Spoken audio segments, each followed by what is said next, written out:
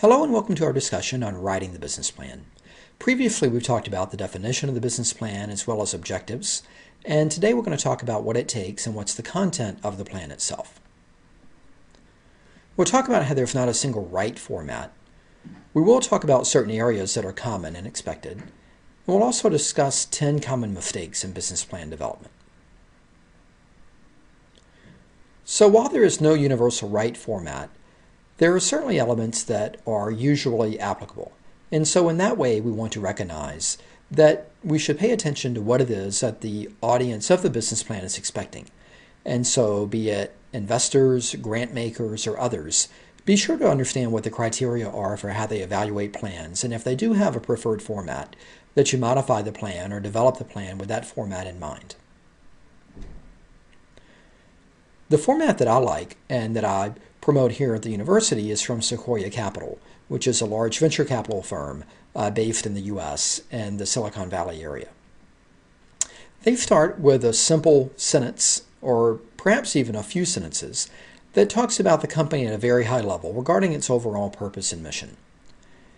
And then it dives directly into the problem. So at this point, they're talking about who's the customer and what's the pain or opportunity that's being solved, and what are the cursory ways that those pains or those opportunities are being met today. And I believe this is really important to define the problem at the beginning, because if you are unconvincing and telling investors or grant makers or others about what the problem is, they're not going to be terribly concerned about how you're going to solve a problem unless they do believe the problem is indeed a real problem. Only then will you get into talking about your solution. At this point, you should talk about where your product or service fits in the market. You can provide some use cases or stories of how it's used. And then you can talk about why now.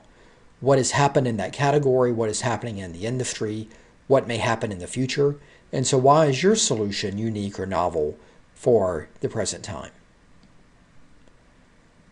We'll also talk about the market size. And what we mean by that is how many people out there in number and in dollar or monetary value are there that are interested in products and services like yours.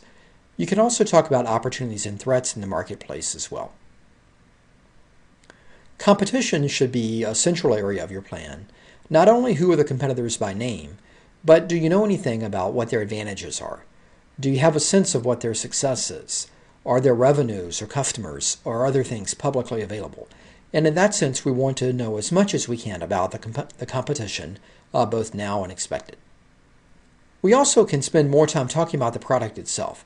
So you did see an item called solution a few slides earlier, and that is broadly the solution that you're bringing forth. That is broadly the values, the features, the functions in a high level that you would be introducing. What you can also do at this point is give a very detailed description of the product, the architecture, intellectual property, and the way of patents or other things that you may be able to develop.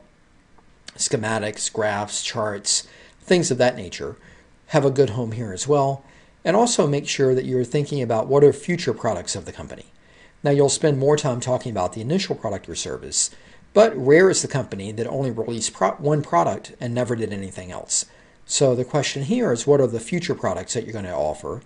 Is there a version 2? Is there a version 3? Is there another category or type of product line that you might introduce in the future? And so you've got the opportunity to address those in the plan as well. The business model begins to speak to how you're going to generate revenues from that product or service. What is the pricing model? How are you going to evaluate and distribute the market, do the sales, do the distribution, things of that nature. It's also important to highlight the team within the plan itself. Who are the founders? Who are the initial management team? Are there other advisors that you plan to work with? And even if you don't have a full team developed by name yet, this is a good opportunity to define what you believe your organizational structure will be, as well as what are some roles and responsibilities of those executive members. You'll also have some detailed financials, and we'll talk a bit about the financials in week 6, but at this point, we want to talk about the income statement, the cash flow statement, and the balance sheet, all as things that would be developed within the plan. And there's also a closing. So in that way, I would say you don't necessarily want to end your business plan with just a balance sheet, but you might also have a final sheet that provides kind of a best of that this would be somewhat of an abbreviated executive summary that leaves with the investor or the grant maker or the reader of the plan on a high note of what it is that you think you can accomplish with your venture. As an alternative example, this is from the U.S. Small Business Administration, and they work with small businesses and help with fundraising and things of that nature. This is the model that they suggest, and you can see that there's a high degree of overlap. There's discussion about the market and the company. There's discussion about the management team and the marketing and sales plan. They talk naturally about the product or service, the funding and the financials. So many of the same elements are here. And in that executive summary in the beginning is where they would talk about what the problem is as well. So in that way, different organizations may have different models, but the fundamental pieces of the business plan are very similar. You may also have other things within the plan itself, within the appendices. This can be resumes, this can be product pictures, letters of reference, this can be other coverage that you may have received, if any, in magazines and articles and things of that nature. Oftentimes, investors are also interested in your credit history. And you may ask, well, why is somebody interested in my personal finances if it's my company that I want them to invest in? And the answer there is they want to be sure that you are responsible in spending, that you are a good decision maker, and that you have been successful in managing your own finances before they're going to give you money to manage at a much larger scale within a company. So don't be surprised if people ask for personal financial information or even are interested in running a criminal background check on you, because they really want to know who they're working with and what your background is if they're looking at putting their money into your venture. And to summarize with the top 10 mistakes, many plans are too long. And I say too long in that investors, like many of us, have a short attention span. They have many different opportunities to invest money. And for that reason, they're not interested in reading 30 or 40 or 50-page plans. They want it to be specific, they want it to be meaningful, and they want the details, but they want that in a very abbreviated and expedited nature. Poor positioning is another problem, and that oftentimes startups try and do too much at the same time. They want to release multiple products for multiple markets, recognizing, however, that you have a limited amount of time, a limited amount of capabilities, and a limited amount of resources, and you should focus those, and you should do one thing well, and then grow from there. So we want to be sure that you have a convincing product for a convincing market and that you're not spreading yourself too thin.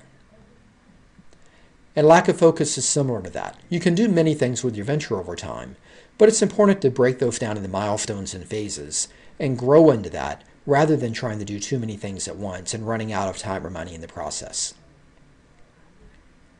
Many plans have not enough real-world market analysis.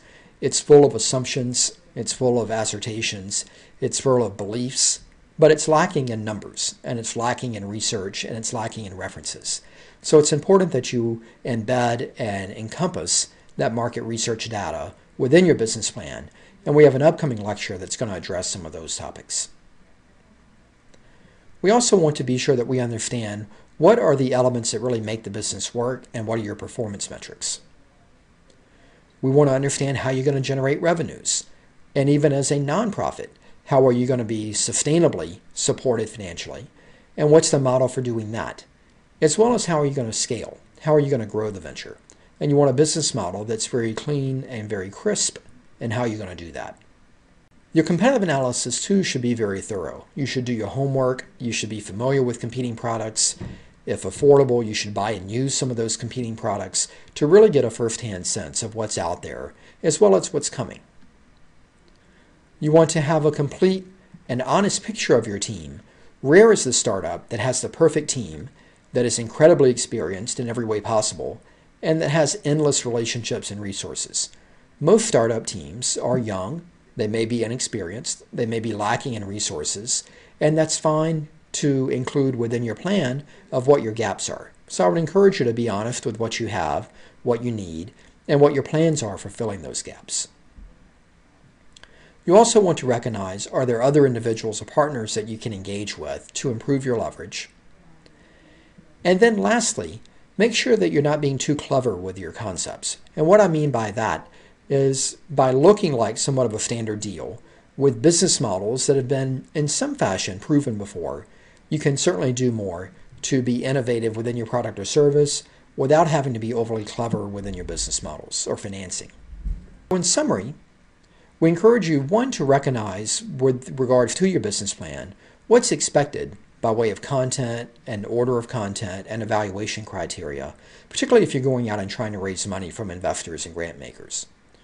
We also want you to really support your plan, include external data and references, and for a 10 or 15 page plan, it's not uncommon to have 10 or 15 references that provide support, particularly as you're talking about the market, particularly as you're talking about customers, that give you further credibility and help you engage with the audience and make an argument that someone other than you believes there's a market opportunity here.